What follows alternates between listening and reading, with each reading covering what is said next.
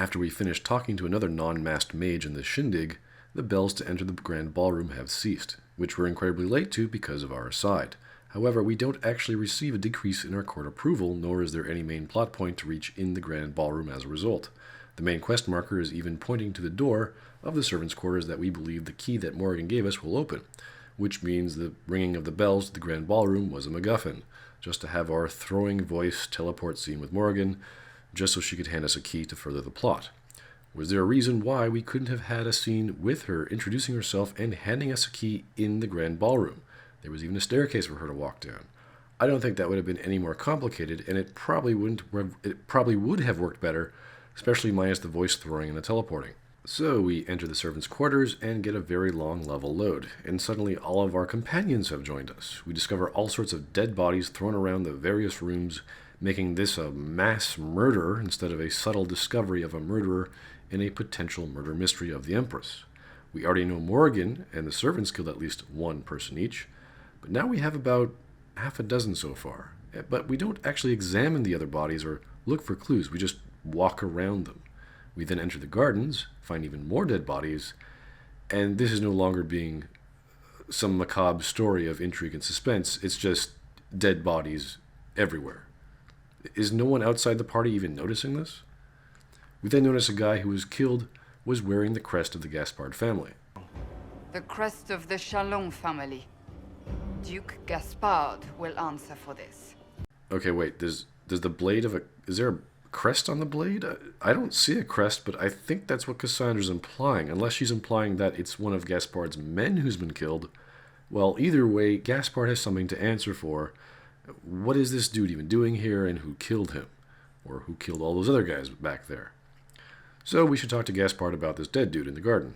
We're completely neglecting the other bodies, of course, just because. And then there's a servant girl getting killed by some acrobatic harlequin-looking dude who strikes a pose. Normally that would be rather hilarious, but because it's a masked ball, well, it's still kind of silly. And he's a magical teleporting ninja.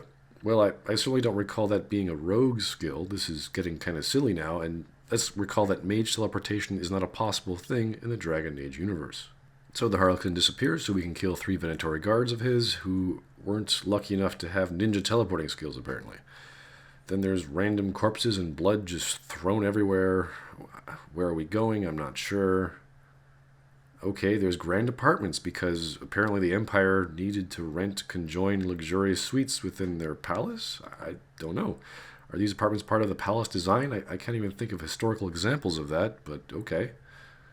So now we're killing guards. I mean, why would the Venatori be standing around guarding a fireplace? Are these Venatori or are they castle guards? If they're Venatori, they're morons, and if they're castle guards, then we're just as bad as the Venatori. The only difference is the bodies we kill actually disintegrate. And now that I think of it, that's a pretty good skill to have for being a murderer.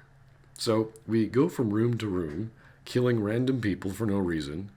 This is a farce. We were supposed to be discovering who's going to kill the Empress in a subtle, diplomatic, or sneaky sort of way. The plot directed us to figure out what the Venatori were doing here and discover what's up with the elven servants, but this is a killing spree. I just hope these are actual Venatori agents who were just like standing around in rooms. Venatori! Okay, that's good. Thankfully, we're not trespassing, thieving marauders. We then get some little history on the grand apartments, so that's kind of good. And we find a Halidor we can't open, come across more Venatori, just standing around, waiting for us to kill them, and then we get a cutscene.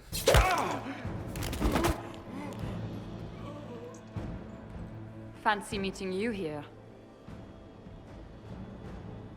Inquisitor Trevelyan. What a surprise. My report said you were terribly boring. Says the girl with the bondage belt hair crown, whose ears are clipping straight through the belt part. Yep, everyone else here would be boring.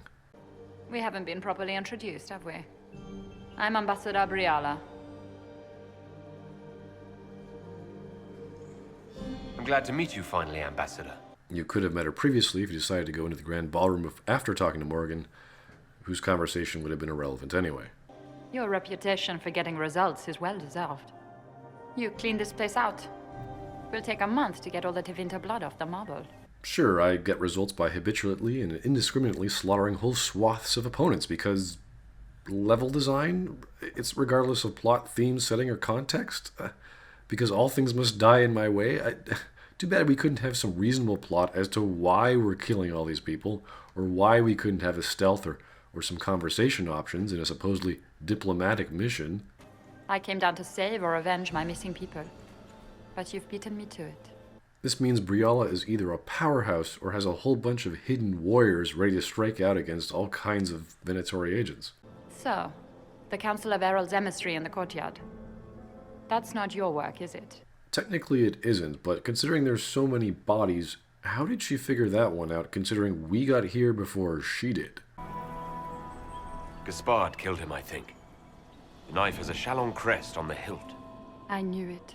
The hilt? Okay, what part of it? Couldn't see anything on the pommel, the guard, or the grip. Could the weapon designer at least have made a visible hilt with a random symbol we could point to? Kinda hard to believe in what you're saying when we had an actual visual representation of the object and there was nothing on it. I knew he was smuggling his chevaliers. But killing a council emissary? Bringing Tevinter assassins into the palace? Those are desperate acts. While it's believable Gaspard brought in chevaliers, since he has some influence with the army, there's no real proof he smuggled into Tevinter agents, especially since we're fighting the agents right now, and we haven't seen any chevaliers around. Or have we? I can't quite tell. We just slaughtered everything we see. You see how there's a lack of basic deductive reasoning here, since the game doesn't even allow us to make distinction of who's friend or foe or what kind of foe. All opponents just have to die, and all plot reveals come from other people. I misjudged you, Inquisitor. You might just be an ally worth having. What could you do with an army of elven spies at your disposal? Have a spy master who doesn't have a shoe fetish instead of hair bondage one? Maybe you two could work together and get along and oh boy, I did not just go... I would consider such an alliance. We can help each other, Inquisitor. We are both outsiders here, after all. I know which way the wind is blowing. I'd bet coin that you'll be part of the peace talks before the night is over. And if you happen to lean a little bit our way, it could prove advantageous to us both. Just a thought. Oh, so Briala's a ninja too. And she has really strong legs. And likes bondage gear on her head. Hair.